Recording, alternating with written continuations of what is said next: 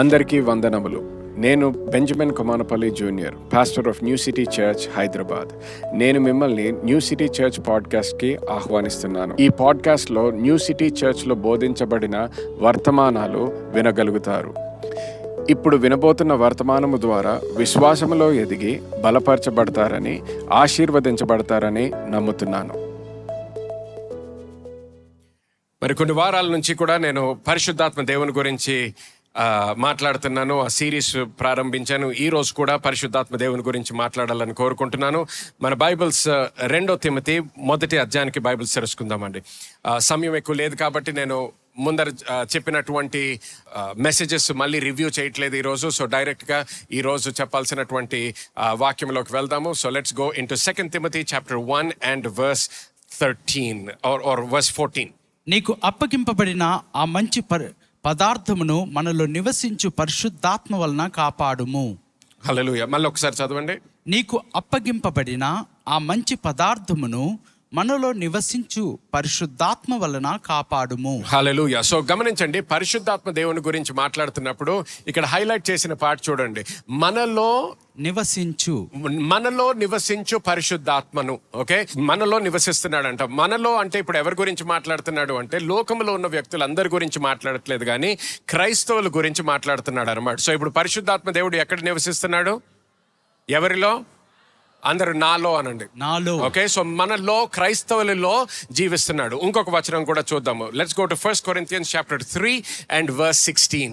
మీరు దేవుని ఆలయమై ఉన్నారనియు దేవుని ఆత్మ మీలో నివసించుచున్నాడనియు మీరు ఎరుగరా? హల్లెలూయా. చూడండి, మళ్ళీ ఇక్కడ కూడా ఏమంటున్నాడు? దేవుని ఆత్మ మీలో నివసించుచున్నాడని. ఓకే, సో ఇప్పుడు దేవుని ఆత్మ ఎక్కడ నివసిస్తున్నాడంట? మనలో నివసిస్తున్నాడు. ఇంకొక వచనం కూడా చూద్దాం. రోమా పత్రిక 8వ అధ్యాయము 11వ వచనం చదువుదాం. చూడండి. మృతులలో నుండి యేసుని లేపిన వాని ఆత్మ మీలో నివసించిన ఎడల మృతులలో నుండి క్రీస్తు యేసుని లేపిన వాడు చావునకు లోనైన మీ శరీరములను కూడా మీలో నివసించుచున్న తన ఆత్మ ద్వారా జీవింపచేయును. హల్లెలూయా. సో చూడండి, ఈ వచనంలో అయితే 2 సార్లు కూడా పరిశుద్ధాత్మ దేవుడు ఇప్పుడు మనలో నివసిస్తున్నాడు, మనలో జీవిస్తున్నాడు అనేటటువంటి సత్యము మనం తెలుసుకుంటున్నాం. ఓకే, సో ఈ 3 వచనాల్లో ఇంకా వేరే వచనాలు కూడా ఉన్నాయి, కానీ జస్ట్ ఉదాహరణకి ఈ ఫౌండేషన్ వేస్తున్నాం కాబట్టి, పునాది వేస్తున్నాను కాబట్టి, ఈ ప్రత్యేకముగా ఈ 3 వచనాల్లో కూడా మనము ఈ సత్యము స్థాపించబడుతుంది. ఏంటంటే పరిశుద్ధాత్మ దేవుడు ప్రతి క్రైస్తవుడి యొక్క జీవితంలో నివసిస్తున్నాడు అనేది మనము తెలుసుకోవాలన్నమాట. So the Holy Spirit is now residing on the inside of every believer. English లో చూసినట్లయితే dwelling in, so the indwelling presence of the Holy Spirit అని ఉంటుంది బైబిల్లో. సో ఇప్పుడు ఈ ఇన్డ్వెల్లింగ్ ప్రెజెన్స్, పరిశుద్ధాత్మ దేవుని సన్నిధి ఎవరు అనుభవిస్తున్నారు? ప్రతి క్రైస్తవుడు కూడా అనుభవిస్తున్నాడు. ఇది ఎప్పుడు జరుగుతుందంటే నువ్వు నూతన సృష్టిగా ఎప్పుడైతే మార్చబడతావో, అంటే ఒక వ్యక్తి ఎప్పుడైతే యేసుక్రీస్తు గురించి తెలుసుకున్నప్పుడు, సువార్త విన్నప్పుడు, ఆయన రక్షణ గురించి తెలుసుకున్నప్పుడు, ఆయన కృప గురించి, ప్రేమ గురించి తెలుసుకున్నప్పుడు, నేను రక్షింపబడాలి, నా పాపాలకి క్షమాపణ కావాలని ఎప్పుడైతే వాళ్ళు హృదయంలో నమ్మి నోటితో ఒప్పుకుంటారో, ఆ క్షణము నువ్వు నూతన సృష్టిగా మార్చబడము మాత్రమే కాదు, నూతన సృష్టిగా మార్చబడము జరుగుతుంది. అలాగే పరిశుద్ధాత్మ దేవుడు నీతో పాటు నివసించడము కూడా మొదలవుతుంది అనమాట. సో అర్థమైన వాళ్ళందరూ కూడా ఒకసారి హల్లెలూయా అనండి. హల్లెలూయా. ఓకే, చూడండి. సో క్రైస్తవులుగా ఇప్పుడు జీవిస్తున్నప్పుడు ప్రతి క్రైస్తవుడు కూడా పరిశుద్ధాత్మ దేవునితో జీవిస్తున్నాడు. కానీ ఇప్పుడు పౌలు ఈ క్రైస్తవులతో మాట్లాడుతున్నప్పుడు ఒక విషయం చెప్తాడు. చూడండి, ఎఫెసీయులకు రాసిన పత్రిక 5వ అధ్యాయము 15వ వచనం నుంచి చదువుదాం. దినములు చెడ్డవి గనుక మీరు సమయమును పోనీయక సద్వినియోగం చేసుకొనుచు అజ్ఞానుల వలె కాక జ్ఞానుల వలె నడుచుకొనున్నట్లు జాగ్రత్తగా చూచుకొనుడి. ఇందు నిమిత్తము మీరు అవివేకులు కాక ప్రభు యొక్క చిత్తమేమిటో గ్రహించుకొనుడి. మరియు మద్యముతో మత్తులై ఉండకుడి, దానిలో దుర్వ్యాపారము కలదు. అయితే ఆత్మపూర్ణులయుండుడి. ఒకరినొకడు కీర్తనలతోనూ సంగీతములతోనూ ఆత్మ సంబంధమైన పాటలతోనూ హెచ్చరించుచు మీ హృదయములలో ప్రభువుని గూర్చి పాడుచు కీర్తించుచు మన ప్రభు అయిన యేసుక్రీస్తు పేరట సమస్తమును గూర్చి తండ్రి అయిన దేవునికి ఎల్లప్పుడూ కృతజ్ఞతాస్తుతులు చెల్లించుచు క్రీస్తునందలి భయముతో ఒకరినొకడు లోబడి ఉండుడి. హల్లెలూయా. చూడండి ఈ 6 వచనాలు 15వ వచనం నుంచి 21వ వచనం ఇక్కడ చదివినట్లయితే అనేక విషయాలు పాల్ చెప్తున్నాడు. ఇక్కడ మనము అక్కడ ఆయన చెప్పినటువంటి కొన్ని పాయింట్స్ అన్ని కూడా మనం చూసినట్లయితే ఆల్మోస్ట్ ఒక 10 పాయింట్స్ వస్తాయి. ఈ 10 పాయింట్స్ లో కూడా మనము తీసుకోవాల్సినటువంటి నిర్ణయాల గురించి మాట్లాడుతున్నాడు. సో 15వ వచనం నుంచి ఇంగ్లీష్ లో చూసినట్లయితే do not be wise, do not be foolish అంటాడు, బట్ బీ వైజ్ అంటాడు. సో బుద్ధిహీనులుగా జీవించొద్దు అంటున్నాడు, జ్ఞానముతో జీవించమంటున్నాడు, లేకపోతే జ్ఞానులుగా జీవించమంటున్నాడు. చూడండి, సో అలా చెప్పినప్పుడు వాక్యంలో జ్ఞానముతో నేను జీవించాలి అనేది నిర్ణయము ఎవరు తీసుకోవాలి? దేవుడు తీసుకోవాలా, నువ్వు తీసుకోవాలా? మనం తీసుకోవాలన్నమాట. సో మానవులుగా మనము తీసుకోవాలి. బుద్ధిహీనులుగా జీవించొద్దు అని వాక్యంలో రాసింది అనుకోండి, ఇప్పుడు బుద్ధిహీనులుగా నేను జీవించను అనే అటువంటి నిర్ణయం ఎవరు తీసుకోవాలి? మనము తీసుకోవాలన్నమాట. అది ఆ నిర్ణయము దేవుడు మన కొరకు తీసుకోలేడు. సో ఇక్కడ ఏమంటున్నాడు, ఈ వచనాలు 15వ వచనం నుంచి 21వ వచనం వరకు చదివితే ఒక 10 నిర్ణయాల గురించి మనం చూడగలుగుతాం. ఎన్ని నిర్ణయాలు? 10 నిర్ణయాలు. ఈ 10 నిర్ణయాల గురించి మనం చూసినట్లయితే ఈ 10 నిర్ణయాల్లో అన్ని నిర్ణయాల గురించి 5వ నిర్ణయం ఒకసారి చదవండి నాకు ఒకసారి. మద్యముతో మత్తులై ఉండకుడి. మద్యముతో మత్తులై ఉండకుడి. మత్తులై ఉండకుడి అంటున్నాడు. Do not be drunk with wine, do not get drunk with alcohol అంటున్నాడు. సో అది కూడా ఒక నిర్ణయం అన్నమాట. సో ఎలాగైతే ఈ నిర్ణయాల గురించి మాట్లాడుతున్నాడో ఈ అన్ని నిర్ణయాల్లో మాట్లాడుతూ ఒక 6వ నిర్ణయం చూడండి. 6వ పాయింట్ ఏమంటున్నాడు? పరిశుద్ధాత్మతో నింపబడుట. పరిశుద్ధాత్మతో నింపబడుట, నింపబడాలి అంటున్నాడు. గమనించండి, ఇది ఎఫిషియన్స్ లో మనం చదువుతున్నాం. సో ఎఫిషియన్స్ కి చదువుతున్నామంటే ఎవరితో మాట్లాడుతున్నాడు అన్నమాట? ఇక్కడ క్రైస్తవులతో మాట్లాడుతున్నాడు. ఎవరితో మాట్లాడుతున్నాడు? క్రైస్తవులు, అన్యులతో కాదు. సో పాల్ క్రైస్తవులతో మాట్లాడి ఇప్పుడు ఏమంటున్నాడు? మద్యపానముతో మీరు, లేకపోతే మద్యముతో మత్తులై ఉండకుడి అంటున్నాడు. కానీ దాని బదులుగా ఏం చేయాలంటున్నాడు? పరిశుద్ధాత్మతో నింపబడి ఉండు. పరిశుద్ధాత్మ దేవునితో నింపబడమంటున్నాడు అనమాట. సో గమనించండి, పరిశుద్ధాత్మ దేవునితో నింపబడము అంటే అది పరిశుద్ధాత్మ దేవుడు తీసుకోవాల్సిన తీర్మానం కాదు. ఒక వ్యక్తి పరిశుద్ధాత్మ దేవుడితో నింపబడాలంటే పరలోకములో ఉన్న తండ్రి తీసుకోవాల్సిన తీర్మానం కాదు. ఈ విషయాలన్నీ కూడా ఈ 10 పాయింట్స్ మనం చదివినట్లయితే దేవుని యొక్క ప్రణాళిక మనం తెలుసుకోగలుగుతాం. దేవుడు మన కొరకు ఏదైతే ఆశిస్తున్నాడో, దేవుడు మనల్ని ఏ విధముగా జీవించాలని కోరుకుంటున్నాడో మనం తెలుసుకోగలుగుతున్నాం. సో దేవుని చిత్తము తెలుసుకుంటున్నాం, కానీ దేవుడు ఆయన చిత్తము మన జీవితంలో నెరవేర్చబడడానికి ఆయన తీర్మానం తీసుకోవట్లేదు, ఆయన నిర్ణయాలు తీసుకోవట్లేదు. ఆ నిర్ణయం ఎవరు తీసుకోవాలి? మనము తీసుకోవాలన్నమాట. సో ఈ నిర్ణయాలన్నిటి మధ్యలో ఏమంటున్నాడు? పరిశుద్ధాత్మ దేవునితో నింపబడమంటున్నాడు. కానీ ఎవరితో మాట్లాడుతున్నాడు? మళ్ళీ క్రైస్తవులతో, సంఘములో ఉన్న వాళ్ళు. అంటే ఇంకొక విధంగా చెప్పాలంటే రక్షించబడిన వాళ్ళతో మాట్లాడుతున్నాడు. కానీ ఇప్పుడు వరకు మనం వేరే 3 వచనాలు చూసాం చూడండి. స్టార్టింగ్ లో ఆ 3 వచనాల ద్వారా మనం ఏం తెలుసుకున్నాము? ప్రతి క్రైస్తవుడి జీవితంలో ఇప్పుడు ఎవరు నివసిస్తున్నారు? పరిశుద్ధాత్మ దేవుడు. సో పరిశుద్ధాత్మ దేవుడు నీతో నివసించడము ఒకటి, పరిశుద్ధాత్మ దేవునితో నింపబడము అనేది ఇంకొక విషయం అనేది మనం మొట్టమొదటిగా తెలుసుకోవాలి. ఈ 2 విషయాలు ఒకటే కాదు. సో పరిశుద్ధాత్మ దేవునితో నింపబడము ఒకటి, పరిశుద్ధాత్మ దేవుడు నీతో నివసించడము ఇంకొక విషయం అన్నమాట. సో పరిశుద్ధాత్మ దేవుడు ఎవరితో నివసిస్తున్నాడు? క్రైస్తవులుగా ఉన్న వాళ్ళందరితో కూడా నివసిస్తున్నాడు. అందరూ హల్లెలూయా అనండి. హల్లెలూయా. సో నువ్వు ఎప్పుడైతే యేసుక్రీస్తుని విశ్వసిస్తావో ఆ క్షణమే, ఇప్పుడు చూడండి, ఒక వాటర్ ట్యాంక్ లో నీళ్లు ఉన్నాయనుకోండి, ఒక స్విమ్మింగ్ పూల్కి, ఒక రెసార్ట్కో ఎక్కడికో వెళ్తారు, లేకపోతే బీచ్, లేకపోతే స్విమ్మింగ్ పూల్. ఇప్పుడు నీళ్ళల్లోకి దూకామనుకోండి, నీళ్ళల్లోకి ఎవరన్నా దూకారు అని చెప్తే తడిసిపోయారా అని అడుగుతారా? అడగక్కర్లేదు. నీళ్ళల్లో దూకారంటేనే తడిసిపోయినట్టు. సో 100% ఒకసారి నువ్వు నీళ్ళల్లో దూకావంటే అయ్యో పాపం తడిసారా తడవలేదా అని అడగము. ఎందుకు? నీళ్ళల్లోకి ఖచ్చితంగా నువ్వు తడుస్తావు అన్నాడు. అలాగే పడ్డావు అంటే ఖచ్చితంగా నీకు పరిశుద్ధాత్మ దేవుడు నీలో నివసిస్తున్నాడు అనేది సత్యము. అది హల్లెలూయా. సో నువ్వు ఏ విధముగా జీవించకపోయినా నీకు ఒకటైతే, నువ్వు వాక్యం ప్రతిరోజు చదివినా చదవకపోతున్నా, నువ్వు ఉపవాస ప్రార్థనకి వచ్చినా రాకపోయినా, నువ్వు సంఘానికి వచ్చినా రాకపోయినా కూడా పరిశుద్ధాత్మ దేవుడు మాత్రం నీతో నివసిస్తున్నాడు. అది సత్యము. కానీ నివసిస్తున్నాడు అన్నంత మాత్రాన ఇప్పుడు పరిశుద్ధాత్మ దేవుని ద్వారా మనము పొందుకోవాల్సింది అన్ని కూడా మనం పొందుకుంటున్నాము అన్న కాదు. సో ఏమంటున్నాడు? క్రైస్తవులతో మాట్లాడుతూ పరిశుద్ధాత్మ దేవుడు ఎవరిలో అయితే నివసిస్తున్నాడో వాళ్ళతో మాట్లాడుతూ ఇప్పుడు ఏమంటున్నాడు, మీరు పరిశుద్ధాత్మ దేవునితో మీరు నింపబడాలి అంటున్నాడు. కానీ నింపబడాలి అని చెప్తున్నప్పుడు ఇది దేవుడు మీకు ఇష్టం వచ్చినా లేకపోయినా దేవుడు ఖచ్చితంగా చేస్తాడు అనట్లేదు. ఇది నిర్ణయం మీరు తీసుకోవాలి అంటున్నాడు. ఈ నిర్ణయం మీరు తీసుకోవాలి. ఎప్పుడైతే నువ్వు ఆ నిర్ణయం, ఇప్పుడు దేవుని యొక్క ప్రణాళిక తెలుసుకుంటున్నాము కాబట్టి ఇప్పుడు ఎప్పుడైతే దాని ప్రకారముగా మనము నిర్ణయం తీసుకుంటామో ఆ నిర్ణయము ప్రకారము మన జీవితంలో జరగడానికి కావలసిన సహాయం అంతా కూడా మనకు పరిశుద్ధాత్మ దేవుడు ఇస్తాడు. హల్లెలూయా. ఆమేన్. సో చూడండి, సో ఇక్కడ ఈ నిర్ణయాలలో ఈ one of the most important decisions is to be filled with the Holy Spirit. So పరిశుద్ధాత్మ దేవునితో ఎలాగ నింపబడతాం? సరే, నింపబడాలి పాస్టర్ గారు, ఎలాగ నింపబడతాం? సో అపోస్తుల కార్యములు 2వ అధ్యాయానికి బైబిల్ తెరుచుకుందాం. చూడండి, మొట్టమొదటిసారిగా ఒక మానవుడి యొక్క జీవితంలో పరిశుద్ధాత్మ దేవునితో నింపబడ్డప్పుడు ఎలాగ జరిగిందో మనం ఒకసారి గమనిద్దాం. అపోస్తుల కార్యములు 2వ అధ్యాయము 1వ వచనం నుంచి చదువుదాం. పెంతెకోస్తు పండుగ దినమున వచ్చినప్పుడు అందరూ ఒక చోట కూడి ఉండిరి. అప్పుడు వేగముగా వీచు బలమైన గాలి వంటి ఒక ధ్వని ఆకాశము నుండి అకస్మాత్తుగా వారు కూర్చుండి ఉన్న ఇల్లంతయు నిండెను.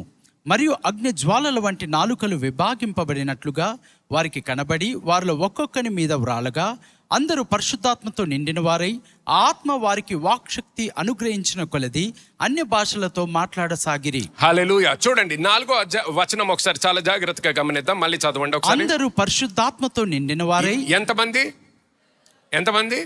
అందరూ. సో గమనించండి, అక్కడ ఆ గదిలో ఉన్న వాళ్ళందరూ కూడా యేసుక్రీస్తు యొక్క శిష్యులు. యేసుక్రీస్తు యొక్క శిష్యులు మాత్రమే కాదు, వాళ్ళందరూ కూడా రక్షింపబడిన వ్యక్తులు.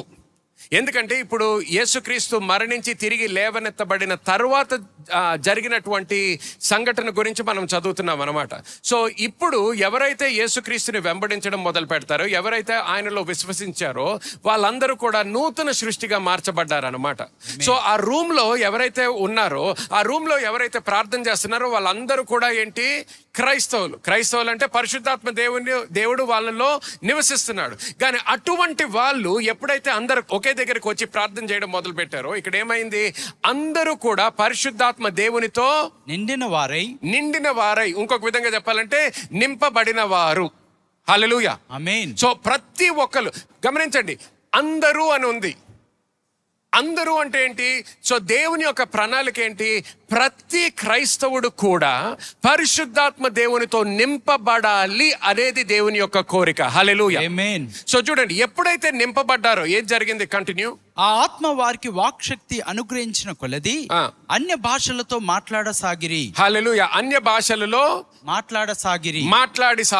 గమనించండి, మాట్లాడసాగిరి అని ఉన్నప్పుడు ఎవరు మాట్లాడి? ఆ రూమ్లో ఉన్న వాళ్ళందరూ. సో మాట్లాడిన వారు మనుషులు, పరిశుద్ధాత్మ దేవుడు మాట్లాడడం కాదు అక్కడ. ఇంగ్లీష్లో ఒకసారి పెట్టండి. ఎందుకంటే ఈ విషయం గురించి కొంతమంది కన్ఫ్యూజ్ అవుతూ ఉంటారు. పాస్టర్ గారు, నేను నిజంగా భాషల్లో మాట్లాడాలంటే ఇంకా పరిశుద్ధాత్మ దేవుడే నాతో మాట్లాడిపిస్తాడు కదా. చూడండి, ఇక్కడ ఇంగ్లీష్లో ఎలాగుంటుంది? And they were all filled, అందరూ ఆల్ ఫిల్డ్ అనండి. They were all filled with the Holy Spirit and began to speak. ఇంకొక విధంగా చదువుతాను చూడండి. And they were all filled with the Holy Spirit. They were filled with the Holy Spirit and they began to speak, not the Holy Spirit began to speak. వారు పరిశుద్ధాత్మ చేత నింపబడి వారు మాట్లాడసాగారు, పరిశుద్ధాత్ముడు కాదు. అర్థమవుతుందా? మాట్లాడింది పరిశుద్ధాత్మ దేవుడు కాదు, మాట్లాడింది మానవులు. కానీ they began to speak. ఎలాగ మాట్లాడడం మొదలు పెట్టారంట? As the Spirit gave them utterance. ఆత్మ వారికి వాక్శక్తి అనుగ్రహించిన కొలది. చూడండి, తెలుగులో ఏంటి? వాక్శక్తి. తెలుగులో వాక్శక్తి అని ఉంది. సో చూడండి, అంటే పరిశుద్ధాత్మ దేవుడు అక్కడ సహాయం చేస్తున్నాడు. సో మాట్లాడేది ఎవరు? ఆ మానవులు మాట్లాడుతున్నారు. ఎవరైతే నింపబడాలి అనేటటువంటి ఆశతో ప్రార్థన చేశారో వాళ్ళు నింపబడ్డారు. మాట్లాడుతున్నది వాళ్ళు, కానీ వాళ్ళు మాట్లాడుతుంటే సహాయం చేస్తున్నది ఎవరు? పరిశుద్ధాత్మ దేవుడు సహాయం చేస్తున్నాడు, వాక్శక్తిని ఇస్తున్నాడు అనమాట. చూడండి, ఇప్పుడు ఈరోజు నేను తెలుగు సర్వీస్లో నేను ఇలా మాట్లాడుతున్నప్పుడు కూడా కొన్ని పదాలు, ఇప్పుడు నేను సర్వీస్ అయిపోయిన తర్వాత మీతో వ్యక్తిగతంగా మాట్లాడుతున్నాను అనుకోండి, అటువంటి సమయంలో నేను మాట్లాడేటప్పుడు మామూలుగా మాట్లాడగలుగుతాను తెలుగులో. కానీ ఇప్పుడు నేను ఒక్కొక్కసారి ప్రసంగం చేసేటప్పుడు కొన్ని పదాలు, ఇప్పుడు వాక్శక్తి, నా లైఫ్లోనే వాక్శక్తి అనే పదం ఎప్పుడు వాడలేదు అనుకుంటా, మొట్టమొదటిసారి ఈరోజే వాడుతున్నాను అనుకుంటా. సో ఇప్పుడు నాకు తెలుగు వచ్చా అంటే ఇప్పుడు బయట వాళ్ళతో ఏమంటాను? తెలుగు మాట్లాడగలుగుతాను అంటాను. కానీ అట్ ద సేమ్ టైం వాక్శక్తి అనేది ఎప్పుడు కూడా నేను వినలేదు, ఎప్పుడు మాట్లాడలేదు. నేను తెలుగు బైబిల్ చదవను కాబట్టి ఎప్పుడు చదవలేదు కూడా. అది అర్థమవుతుందా అందరికీ? సో ఇప్పుడు ఏమవుతుంది, మాట్లాడేది నేను, కానీ ఒక్కొక్కసారి నాకు సహాయం కావాల్సి వచ్చినప్పుడల్లా ఎవరిని చూస్తాను? పాస్టర్ కరుణాకర్ గారిని చూస్తుంటాను. సో ఇప్పుడు ఆయన ఏం చేస్తాడు, నాకు వాక్శక్తిని ఇస్తాడు అనమాట. ఆయన నాకు సహాయం చేస్తాడు. ఆయన సహాయం చేస్తున్నాడు, కానీ మాట్లాడేది ఎవరు? నేను మాట్లాడుతున్నాను, కానీ సహాయం చేయాల్సింది ఎప్పుడు వల్ల ఎవరు చేస్తున్నారు? పాస్టర్ కరుణాకర్. అర్థమవుతుందా? సో మాట్లాడాల్సింది ఎవరు? పరిశుద్ధాత్మ దేవునితో నింపబడ్డప్పుడు కూడా మాట్లాడాల్సింది ఎవరు? ఎవరైతే నింపబడ్డారో వాళ్ళు మాట్లాడడం మొదలు పెట్టాలి. వాళ్ళు మాట్లాడడం మొదలు పెట్టినప్పుడు పరిశుద్ధాత్మ దేవుడు వాక్శక్తిని ఇస్తాడు. హల్లెలూయా. అర్థమైతే ఒకసారి గట్టిగా హల్లెలూయా అనండి. హల్లెలూయా. ఓకే, చూడండి. సో ఇక్కడ ఏమైంది, వాళ్ళు పరిశుద్ధాత్మ దేవునితో, క్రైస్తవులే కానీ పరిశుద్ధాత్మ దేవునితో నింపబడ్డారు. నింపబడినప్పుడు ఏమైందంట, మొట్టమొదటిసారి నింపబడగానే మాట్లాడడం మొదలు పెట్టారు. మాట్లాడినప్పుడు ఏం మాట్లాడారు?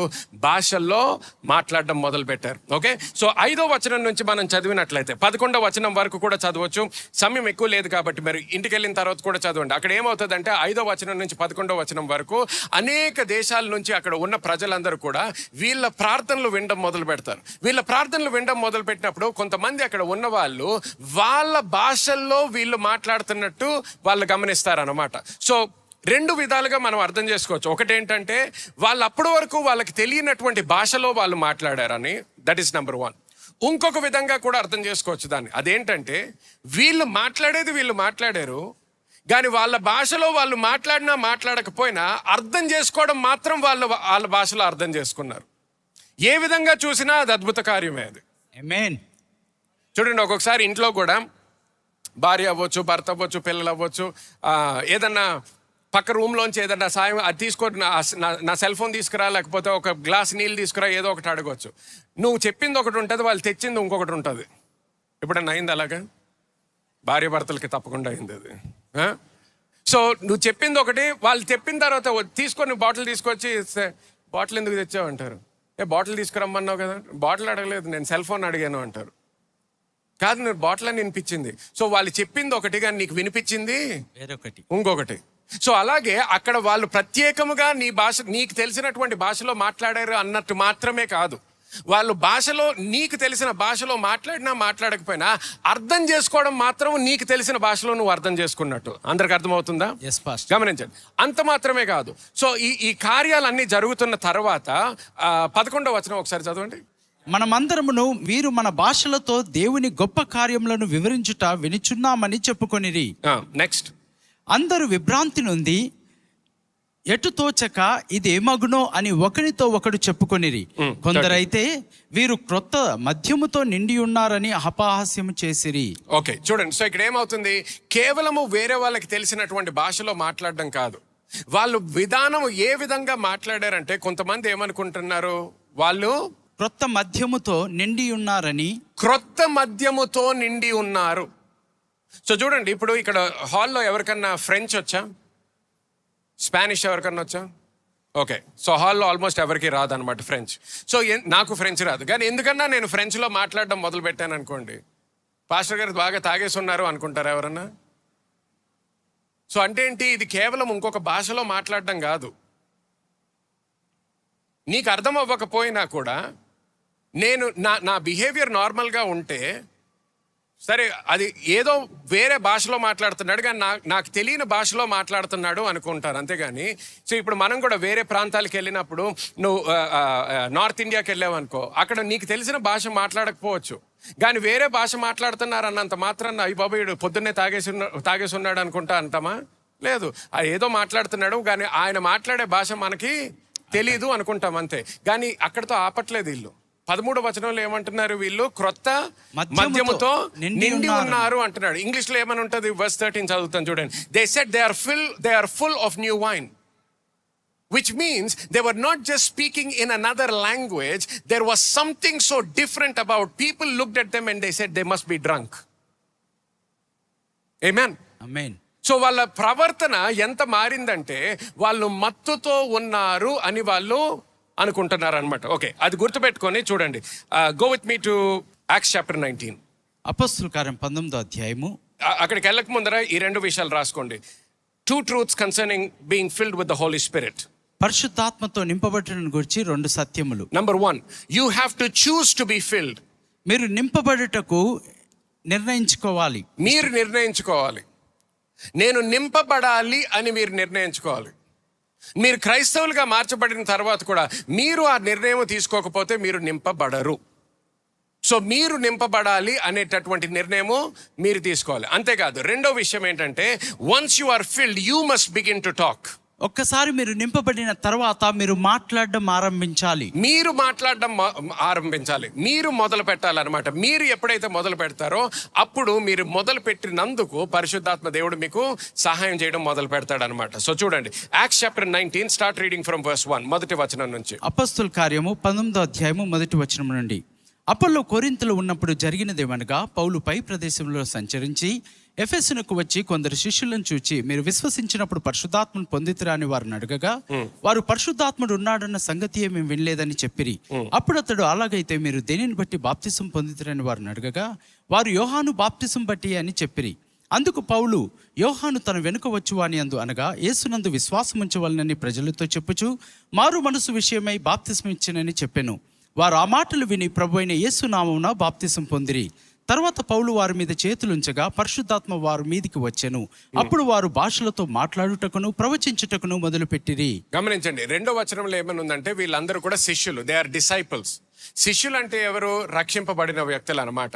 రక్షింపబడిన వ్యక్తులు అంటే వీళ్ళు నూతన సృష్టిగా మార్చబడిన వ్యక్తులు. నూతన సృష్టిగా మార్చబడిన వ్యక్తులు అంటే ఎవరు? పరిశుద్ధాత్మ దేవుడు వాళ్ళలో నివసిస్తున్నాడు అనే సత్యం మనము తెలుసుకున్నాము. సో ఇదంతా తెలుసుకున్న తర్వాత కూడా పౌలు వీళ్ళు శిష్యులు అని చూసిన తర్వాత అడుగుతున్న ప్రశ్న ఏంటి? మళ్ళీ చదవండి అది. అపోల్లో కొరింథులో ఉన్నప్పుడు పౌలు పై ప్రదేశంలో సంచరించి ఎఫెసునకు వచ్చి కొందరు శిష్యులను చూచి, మీరు విశ్వసించినప్పుడు. ఎవరిని చూశాడు? శిష్యులను. ఎవరిని చూశాడు? శిష్యులు అంటే నూతన సృష్టిలు, అంటే పరిశుద్ధాత్మ దేవుడు వాళ్ళలో నివసిస్తున్నాడు. శిష్యులని చూసి శిష్యులతో మాట్లాడి ఏమడుగుతున్నాడు చెప్పండి? మీరు విశ్వసించినప్పుడు పరిశుద్ధాత్మను పొందితిరా అని వారు. గమనించండి, అక్కడ పరిశుద్ధాత్మని పొందితిరా అని ఉంది. పొందితిరా అనేది it's not the right word. అది సరైన పదము కాదు. పొందితిరా అంటే పొందారు. టెక్నికల్ గా వాళ్ళు పొందారు. ఎందుకు? వాళ్ళు రక్షింపబడిన వ్యక్తులు కాబట్టి. అక్కడ సరి అయిన ట్రాన్స్లేషన్ ఏంటంటే, మీరు పరిశుద్ధాత్మ దేవునితో నింపబడ్డారా అనే ప్రశ్న అడుగుతున్నాడు అన్నమాట. అక్కడ పరిశుద్ధాత్మ దేవునితో నింపబడ్డారా? పరిశుద్ధాత్మ దేవునితో నింపబడ్డారా అంటే వాళ్ళు ఏమంటారు? అసలు పరిశుద్ధాత్మ దేవుని గురించే మేము ఇంకా నేర్చుకోలేదు. అదేంటి పాస్టర్ గారు, మరి పరిశుద్ధాత్మ దేవుడు వాళ్ళలో నివసిస్తున్నాడు కదా. నివసిస్తున్నాడు, కానీ చాలా మంది జీవితాల్లో ఆయన నివసిస్తున్నాడు అనే సత్యం కూడా వాళ్ళకి తెలియదు. చూడండి, మనం ఎప్పుడైతే రక్షింపబడతాం, అనేక సార్లు సువార్త ప్రకటింపబడేటప్పుడు యేసుక్రీస్తు యొక్క రక్షణ గురించి మనము వింటాము, ఆయన ప్రేమ గురించి వింటాము, ఆయన కృప గురించి వింటాము, ఆయన రక్తము గురించి వింటాము, ఆయన త్యాగము గురించి వింటాము, ఆయన ద్వారా మనము రక్షింపబడగలుగుతాము అనే సత్యం వింటాము. ఆ సత్యాలు విన్న తర్వాత మనం హృదయంతో నమ్ముతాము, నోటితో ఒప్పుకుంటాము, రక్షింపబడతాము.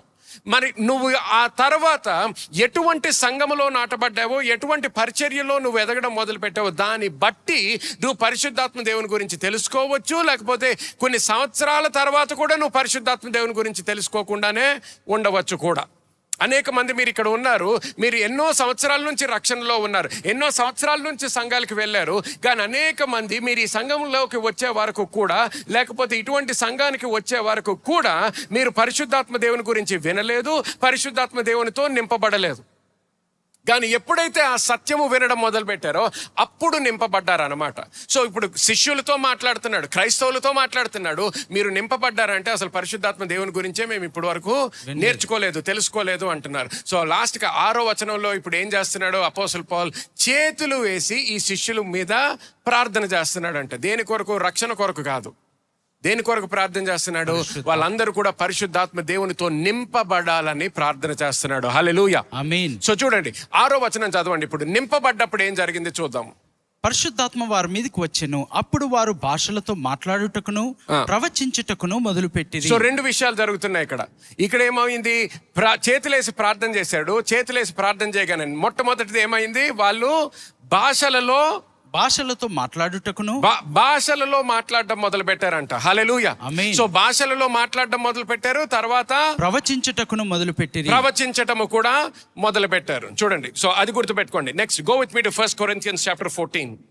కొరింథీయులకు రాసిన మొదటి పత్రిక 14వ అధ్యాయము. సో రెండు ఎగ్జాంపుల్స్ చూపించాను మీకు, రెండు ఉదాహరణలు. ఎప్పుడైతే పరిశుద్ధాత్మ దేవునితో నింపబడతారో మొట్టమొదటిగా వాళ్ళు చేసేది ప్రతిసారి కూడా భాషలలో మాట్లాడడం మొదలు పెట్టారన్నమాట. ఏం చేశారు? భాషల్లో మాట్లాడడం మొదలు పెట్టారు. సో ఈ భాషల గురించి మాట్లాడినప్పుడు కూడా కొంతమంది ఏమనుకుంటారంటే, ఇప్పుడు అపోస్తుల కార్యములు 2వ అధ్యాయంలో చూసాం కదా, వేరే వాళ్ళు వాళ్ళ భాషల్లో వాళ్ళకి తెలిసిన భాషల్లో వాళ్ళు కొన్ని పదాలు విన్నారు, లేకపోతే కొన్ని విషయాలు విన్నారు అని. సో పాస్టర్ గారు, మనం కూడా ఇప్పుడు భాషల్లో మాట్లాడినప్పుడల్లా కూడా వేరే వాళ్ళు కి అర్థం అవ్వాలి మనము చెప్పేది, లేకపోతే నేను ప్రార్థన చేస్తున్నప్పుడు భాషల్లో ప్రార్థన చేస్తుంటే వాళ్ళు కూడా అర్థం చేసుకోవాలి అనేటటువంటి ఆలోచన చాలా మందికి ఉంటుంది. సో చూడండి, 19వ అధ్యాయంలో చదివినప్పుడు మాత్రం వాళ్ళు భాషల్లో మాట్లాడారు, పక్కన వాళ్ళు అందరికీ అర్థమైందని రాసలేదు అక్కడ. మొట్టమొదటిసారి మాట్లాడినప్పుడు వేరే వాళ్ళు అర్థం చేసుకున్నారు, అక్కడ కూడా అందరూ అర్థం చేసుకున్నారు అని రాసలేదు. కొంతమంది అక్కడ ఉన్న వాళ్ళు అర్థం చేసుకున్నారు అంతే, అందరూ అర్థం చేసుకున్నారు అని రాసలేదు.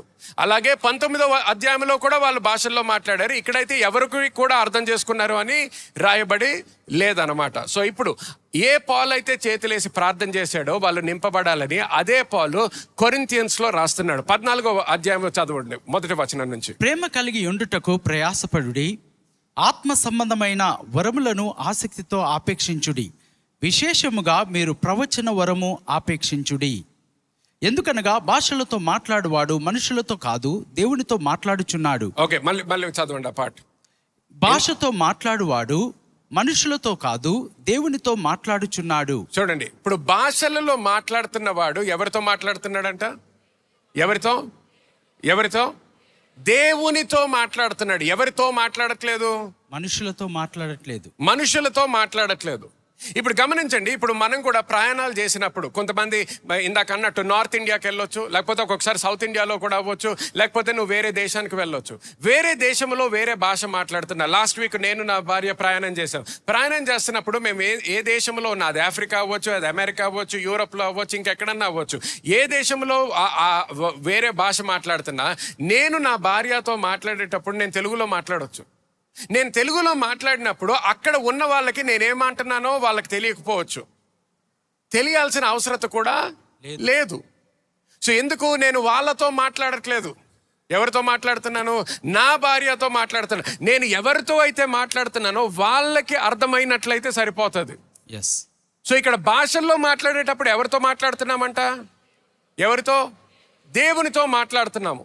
సో దేవునితో మాట్లాడుతున్నామంటే అర్థం చేసుకోవాల్సింది ఎవరు? దేవుడు. చెప్పండి, దేవుడు అర్థం చేసుకోవాలి. సో దేవుడు అర్థం చేసుకోవాలి కాబట్టి మానవులు అర్థం చేసుకున్నా చేసుకోకపోయినా కూడా అది మనకి ముఖ్యమైన విషయం కాదు.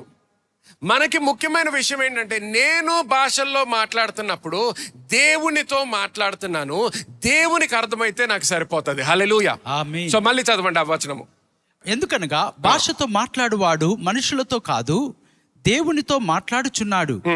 మనుషుడు ఎవడును గ్రహింపడు గాని, మనుషులు ఎవరు గ్రహింపడు గాని వాడు ఆత్మ వలన మర్మములను పలుకుచున్నాడు.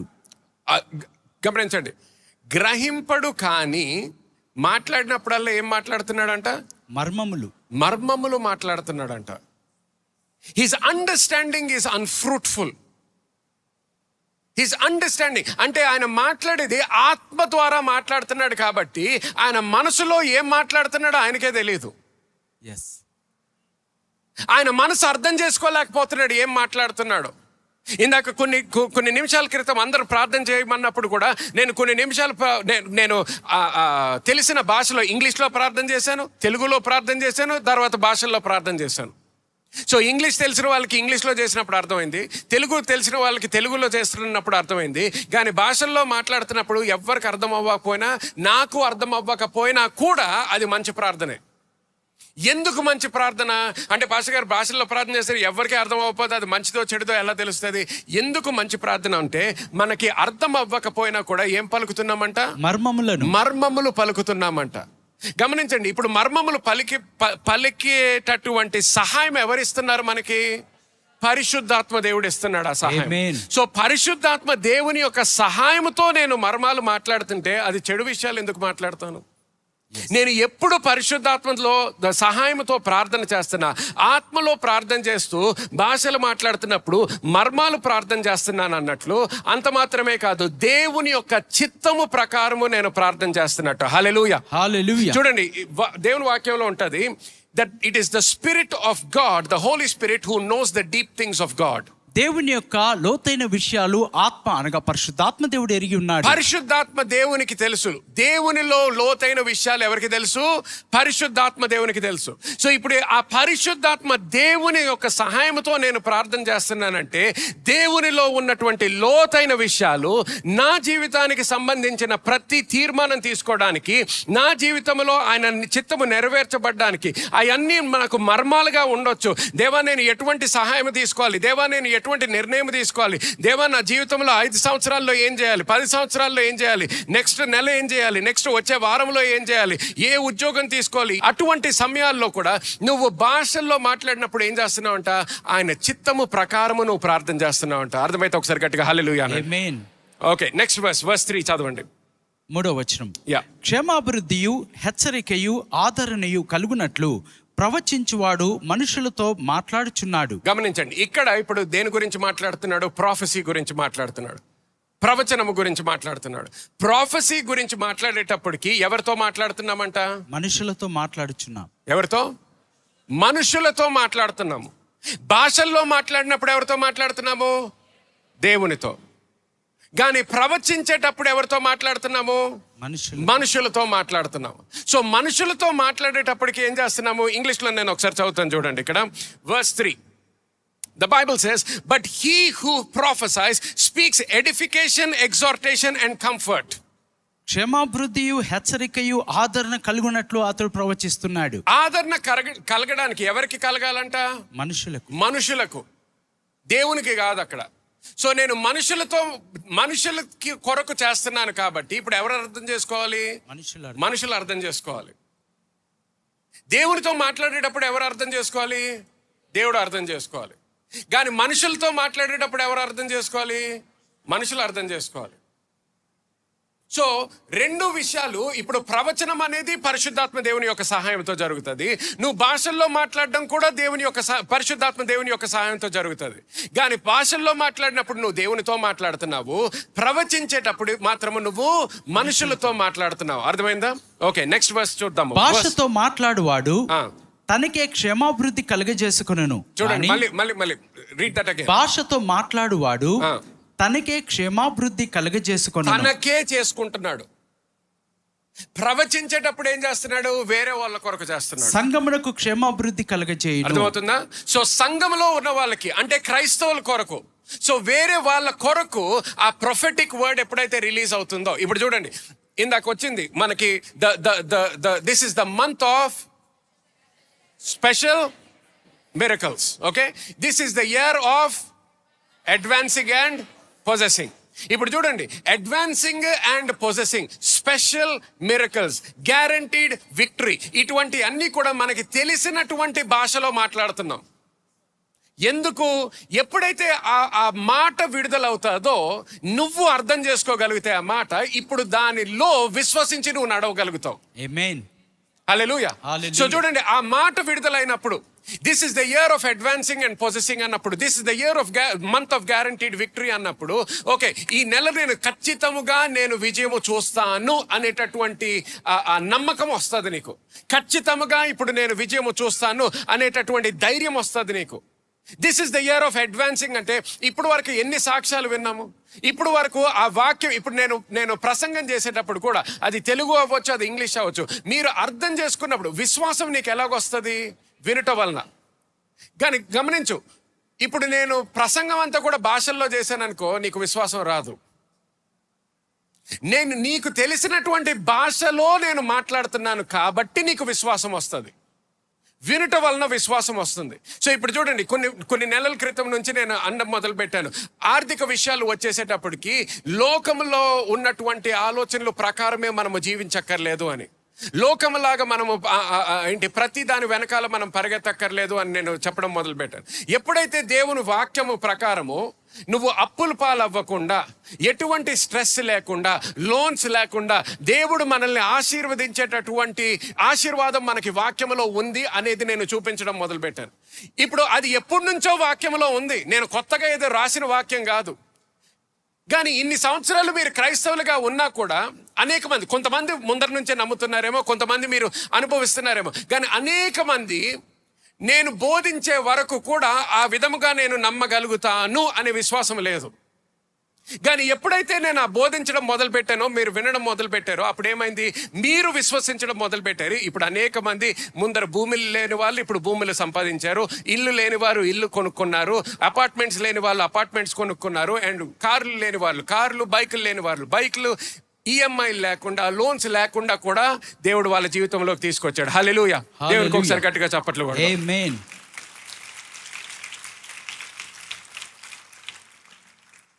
రెండో 3 రోజుల క్రితం కూడా మెన్స్ గ్రూప్లో ఆ వ్యక్తి ఉన్నాడు అక్కడ, చందు అని. ఓకే, సో ఆయన అన్యుల కుటుంబం నుంచి వచ్చిన వ్యక్తి. ఆయన గురించి, ఆయన కుటుంబం గురించి నాకు కొంత తెలుసు.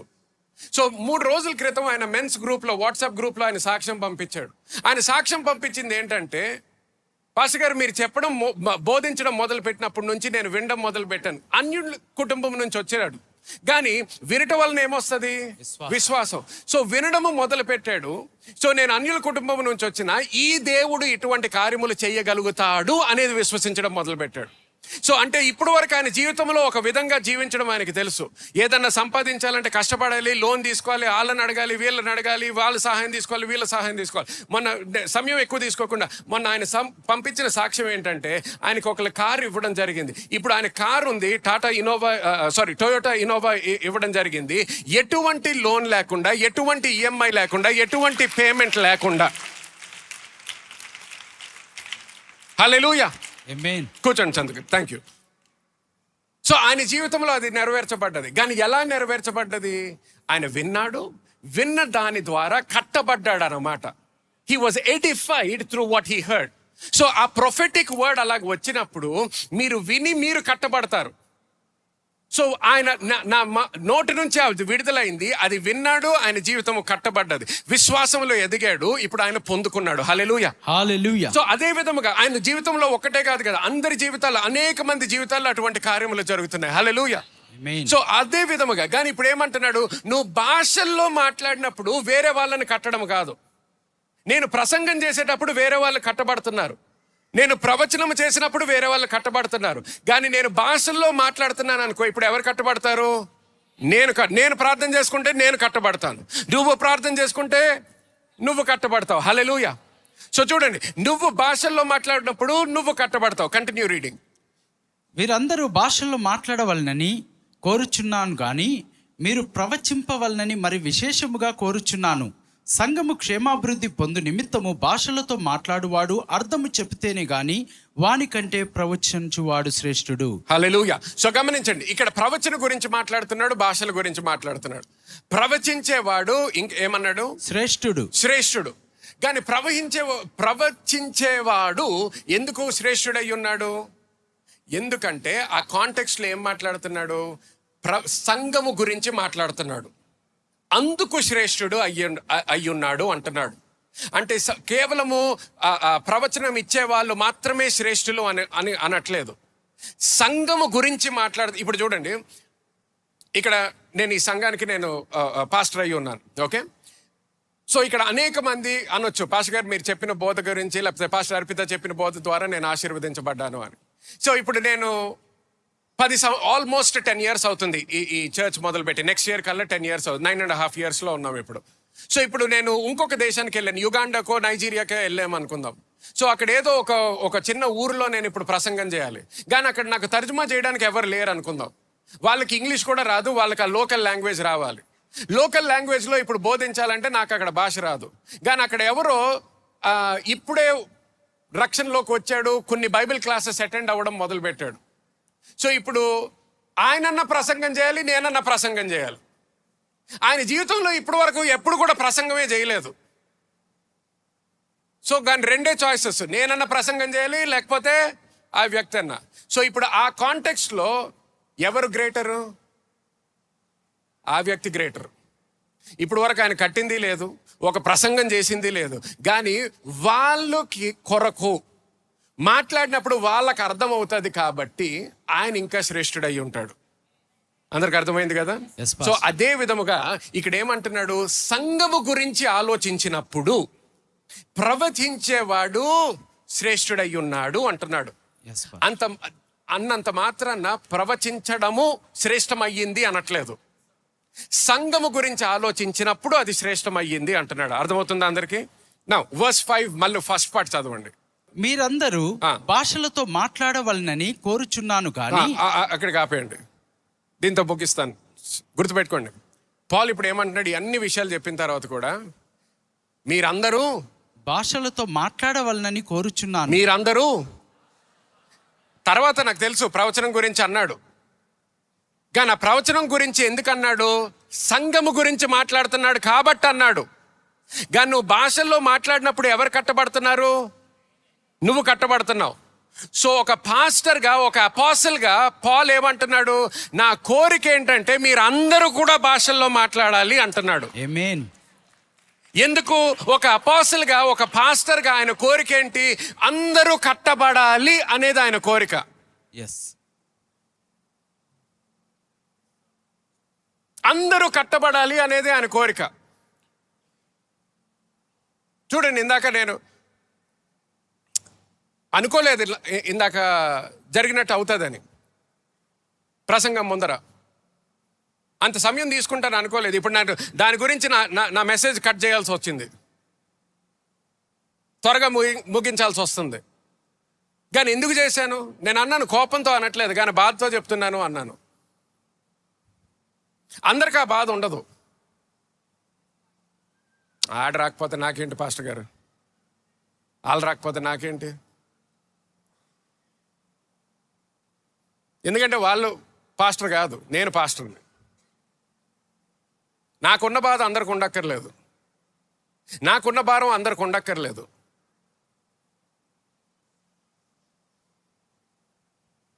నా కోరిక, నా ఆశ ఏంటి? అందరూ కూడా దేవునిలో ఎదగాలనేది నా కోరిక. అందరూ కూడా దేవుని యొక్క ప్రణాళిక తెలుసుకోవాలనేది నా కోరిక. అందరూ కూడా దేవునిలో కట్టబడాలనేది నా కోరిక. అందరూ కూడా దేవుని మహిమ కొరకు జీవించాలనేది నా కోరిక. అందరూ విశ్వాసముతో జీవించాలనేది నా కోరిక. అన్ని కుటుంబాలు కూడా ఆశీర్వదించబడాలనేది నా కోరిక. చూడండి, ఏదో హాల్ నింపబడాలి అనేది కాదు నా కోరిక. అంటే నింపబడినప్పుడల్లా కూడా నాకు సంతోషం. ఇంకా ఎక్కువ పరిచర్య చేయాలనే కోరిక ఉంటుంది, ఇంకా ఎక్కువ మంది ఆశీర్వదించబడాలని. నాకు ఏదో ఫ్రీ టైం ఉందని బెంగళూరులో మొదలు పెట్టట్లేదు కదా. నేను ఇందాక అన్నట్టు బేసిక్ మినిమం ఈ నెక్స్ట్ 30 డేస్లో నాకు 50 లక్షలు రావాలి. Basic minimum. మీ మీద ఒత్తిడి పెట్టానా? చెప్పండి. తెలియజేశాను మన సంఘంగా ఏం చేస్తున్నాం అనేది. మీరేం చేస్తారో అది దేవునికి నీ మధ్యలో. నేను చేయాల్సింది నేను చేస్తాను. సమయం ఎక్కువ ఉంది కాబట్టి ఫ్రీ టైం ఎక్కువైంది, బెంగళూరులో పెట్టుకుందాం కాదు. అంటే ఇప్పుడు నా ప్రయాణాలు ఎక్కువ అవుతాయి, ఇంకా అంటే నా నిద్ర తక్కువ అవుతుంది.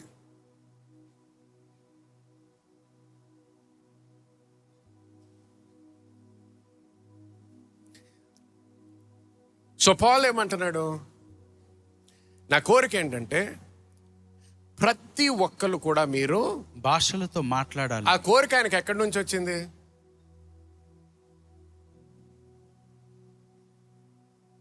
దేవుని నుంచి వచ్చింది. సో పాల్కి ఆ కోరిక ఉందంటే ఆ ప్రజల కొరకు, అంటే తండ్రికి కూడా అదే కోరిక ఉందన్నమాట. ఎస్, ఆమేన్.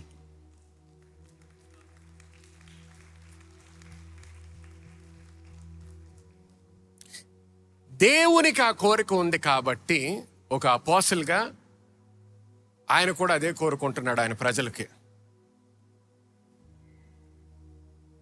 ఇందాకన్నాను మీరు అందరూ ఆశీర్వదించబడాలని నాకు కోరిక అని. నాకు ఎందుకు వచ్చింది ఆ కోరిక? మొట్టమొదటిగా దేవునికి ఉంది కాబట్టి ఆ కోరిక. అది నాకున్న కోరిక, నాతో మొదలవ్వలేదు ఆ కోరిక. ఆ కోరిక దేవునిలో మొదలైంది. దేవునిలో మొదలయ్యింది కాబట్టి నాకు వచ్చింది ఆ కోరిక. నీ జీవితాల గురించి మీ గురించి నేను ముందర ఎప్పుడూ ఆలోచించలేదు కదా, ఇప్పుడు ఆలోచిస్తాను. ఎందుకు? దేవుడు మిమ్మల్ని నాకు అప్పచెప్పాడు కాబట్టి. మీ జీవితాలకి నేను బాధ్యత తీసుకోవాలి కాబట్టి. ఎవరన్నా వచ్చినా లేకపోయినా రెంట్ కడతాం మేము. రెంట్ ఈ హాల్కి ఎప్పటి నుంచి కట్టడం మొదలు పెట్టాం? 100 మంది పర్ సర్వీస్ వచ్చేటప్పటి నుంచి కడుతున్నాం మనం.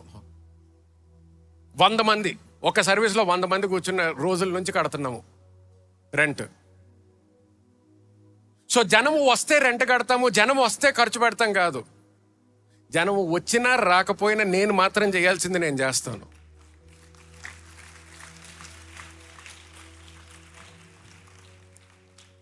ఎందుకు? నేను లెక్కప్ప చెప్పాలి కాబట్టి. ఒకరోజు నేను నుంచుంటాను.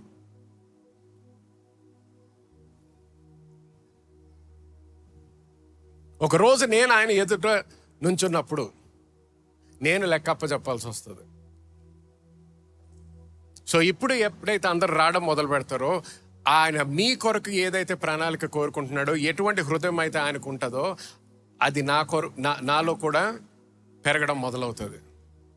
సో అపోస్తలుడు పౌలు ఏమంటాడు? మీరు అందరూ కూడా భాషల్లో మాట్లాడాలని ఆశిస్తున్నాడు. మీరందరూ భాషలతో మాట్లాడాలని కోరుచున్నాను. సో అపోస్తలుడు పౌలు ఎలాగైతే కోరుకుంటున్నాడో, నా కోరిక కూడా అదే. న్యూ సిటీ చర్చ్ ఈ పరిచర్యలో ఉన్న వాళ్ళందరూ కూడా భాషల్లో మాట్లాడాలని కోరుకుంటున్నారు. ఈ పరిచర్యలో ఉన్న వాళ్ళందరూ కూడా పరిశుద్ధాత్మ దేవునితో నింపబడాలని కోరుకుంటున్నారు. ఎక్కువ సమయం తీసుకోకుండా ఇంతవరకు విన్నటువంటి వాక్యము ద్వారా దేవుడు మీతో మాట్లాడాడు అన్నట్లయితే, పరిశుద్ధాత్మ దేవునితో పాస్టర్ గారు ఇప్పటి వరకు మీరు చెప్పినట్టు నేను నింపబడాలని కోరుకుంటున్నాను, అన్ని భాషల్లో ముందర మాట్లాడలేదు, నేను మాట్లాడాలని కోరుకుంటున్నాను అన్న వాళ్ళు ఎవరైనా ఉన్నట్లయితే, ఎలాగైతే పౌలు చేతులేసి ప్రార్థన చేశాడో నేను మీ కొరకు కూడా చేతులేసి ప్రార్థన చేయాలని కోరుకుంటున్నాను. ప్రేమ కలిగిన మా తండ్రి దేవా, నీ వాక్యం సారంగా దేవా, అడిగిన వాళ్ళందరినీ కూడా నువ్వు నింపుతానన్నావు, అడిగిన వాళ్ళందరికీ కూడా నువ్వు పరిశుద్ధాత్మ దేవుణ్ణి ఇస్తానన్నావయ్యా.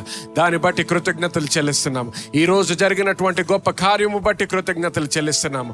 నింపబడిన ప్రతి వ్యక్తి కూడా దేవా, వాళ్ళ జీవితాల్లో ఈ రోజు, వచ్చే రోజుల్లో, వచ్చే వారాల్లో, నెలల్లో, సంవత్సరాల్లో కూడా దేవా, భాషల్లో మాట్లాడి వాళ్ళ జీవితాలు కట్టబడి నీ కొరకు జీవించాలని, అగ్నితో దేవా నీ కొరకు జీవించాలని యేసు క్రీస్తు నామములో ప్రార్థిస్తున్నాము దేవా. అంతేకాదు, ఇప్పుడు వరకు చేసిన ప్రార్థన అంతా కూడా దేవా, భాషల్లో చేసిన ప్రార్థన అంతా కూడా మర్మాలు ప్రకటించామని గుర్తిస్తున్నాము దేవా, సత్యము ప్రకటించామని గుర్తిస్తున్నాము, లోతైన విషయాలు ప్రకటించామని గుర్తిస్తున్నాము, మా భవిష్యత్తు గురించి ప్రార్థన చేశామని గుర్తించి ప్రతిదీ కూడా నీ చిత్తము ప్రకారము ప్రార్థించినందుకు దేవా, అన్నీ కూడా విశ్వాసముతో యేసుక్రీస్తు నామముతో నమ్ముతూ స్వీకరిస్తున్నాము తండ్రి. యేసుక్రీస్తు నామములో ప్రార్థిస్తున్నాము తండ్రి. ఆమేన్, ఆమేన్ అండ్ ఆమేన్. హల్లెలూయా, హల్లెలూయా. Praise be to God. దేవుని నామమునకే స్తుతి హల్లెలూయా. కలుగుగాక. Come on, give a loud clap offering to Jesus. అందరం గట్టిగా చప్పట్లు కొడుతూ ప్రభువైన యేసు నామమును స్తుతిద్దాం. హల్లెలూయా. Praise God. దేవుని నామమునకు స్తుతి కలుగును గాక. ఈరోజు మీరు విన్న వాక్యము ద్వారా ఆశీర్వదించబడ్డారని నేను నమ్ముతున్నాను. ఆశీర్వదించబడినట్లయితే తప్పకుండా సబ్స్క్రైబ్ చేసుకోండి మరియు మీ కుటుంబము మరియు స్నేహితులతో షేర్ చేయండి. మీరు ఈ పరిచర్య ద్వారా ఆశీర్వదించబడి పాలిభాగస్తులు అవ్వాలని కోరుకుంటుంటే డిస్క్రిప్షన్లో ఉన్న చర్చ్ బ్యాంక్ అకౌంట్ డీటెయిల్స్ గమనించగలరు. మరిన్ని వివరాల కోసము మా వెబ్సైట్ www.newcity.in ని సంప్రదించండి. God bless you.